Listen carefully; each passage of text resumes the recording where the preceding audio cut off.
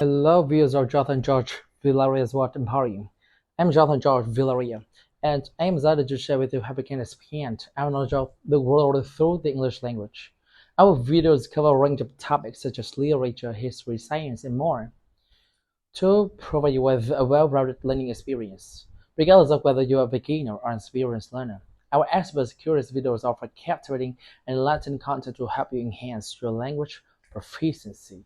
Hypatia came into the world in the year 355 in the city of Alexandria as the daughter of the mathematician Theon, the head of Marcion Academy. Hypatia followed the tradition of Neoplatonism and taught philosophy as well as astronomy. She was esteemed and had a profound influence within the political community of Alexandria.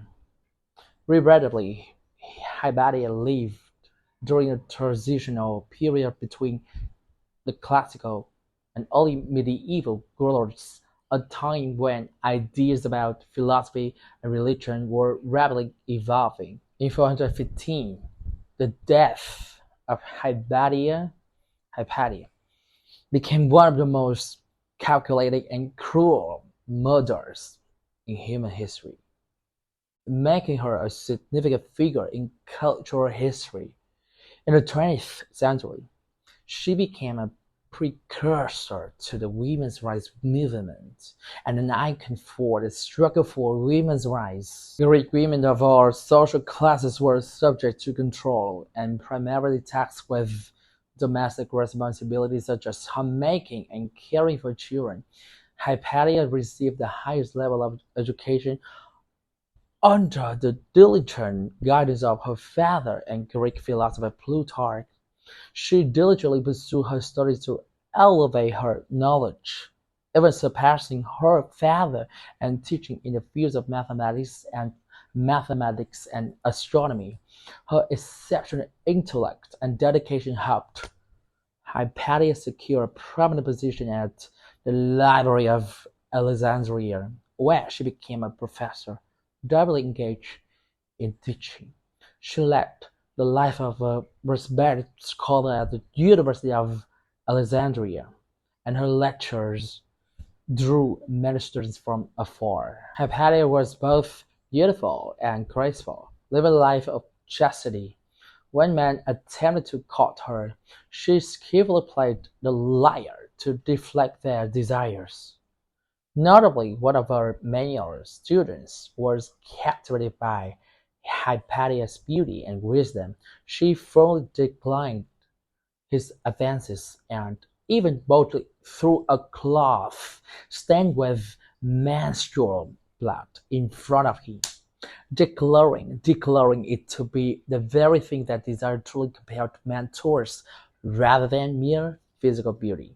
Hypatia's lifelong singlehood may very well serve as evidence of her rejection of the material world, something that could distract humanity from connecting with the divine. During the era in which Hypatia lived, conflicts among adherents of polytheism, Christianity, and Judaism were quite prevalent.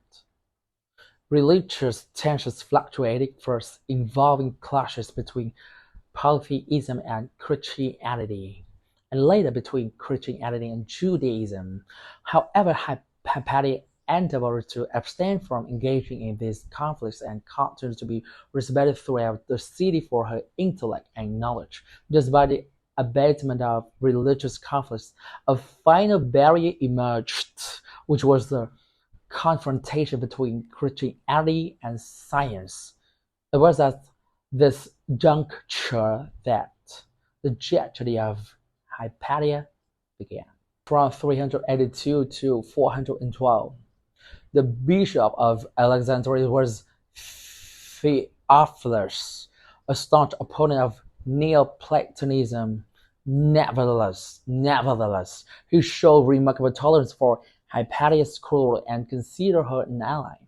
Theophilus supported Hypatia's pupil Synesius in becoming a bishop. However, following Theophilus' sudden death in 412, a power struggle erupted between Cyril, Theophilus' nephew, and rival Timothy.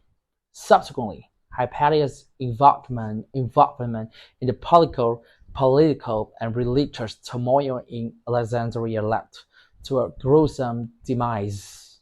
Rumors circulated that Hypatia practiced dark magic, and she was falsely blamed for all of the city wolves. On March 8th, 415, a dark event unfolded in the capital of Egypt.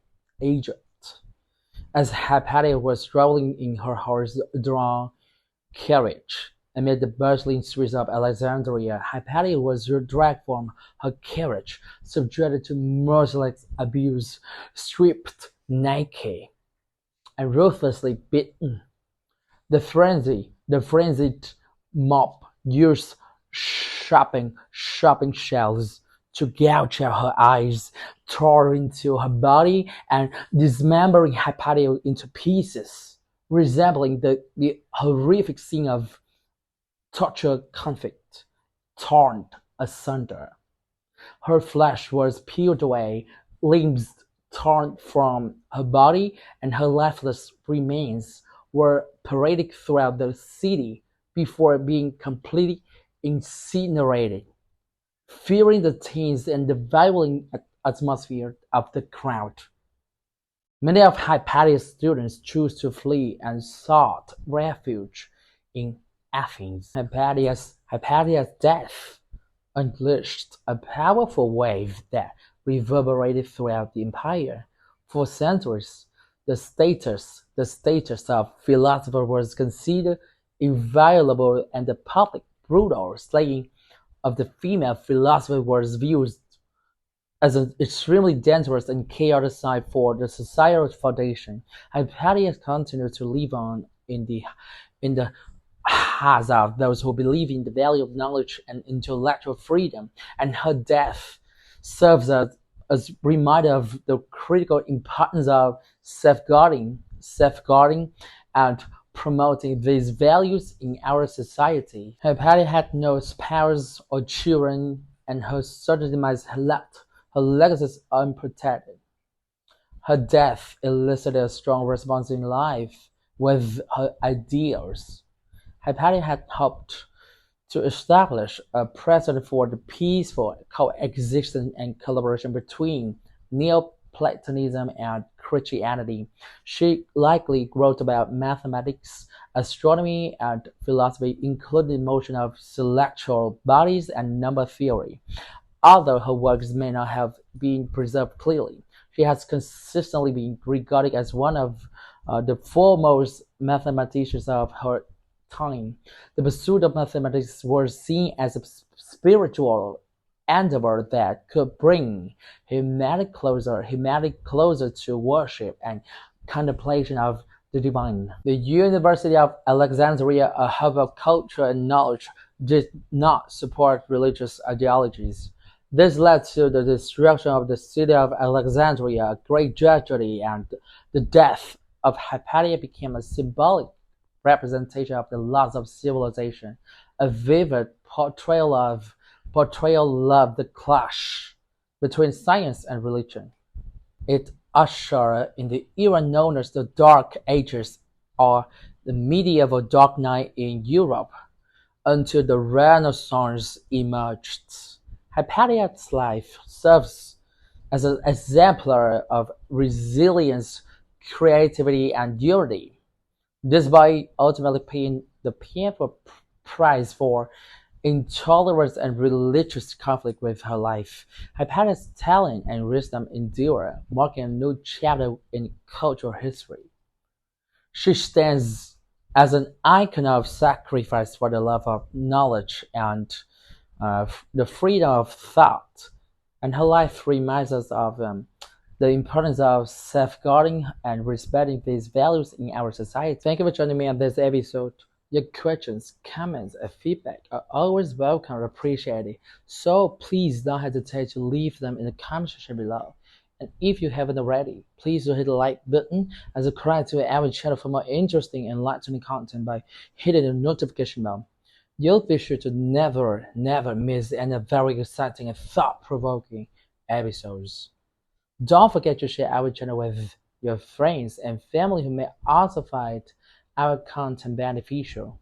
We are committed to providing you with high quality, well researched, and engaging content that will help you improve your English language skills and expand your knowledge. I look forward to sharing more insightful and inspiring things with you in near future.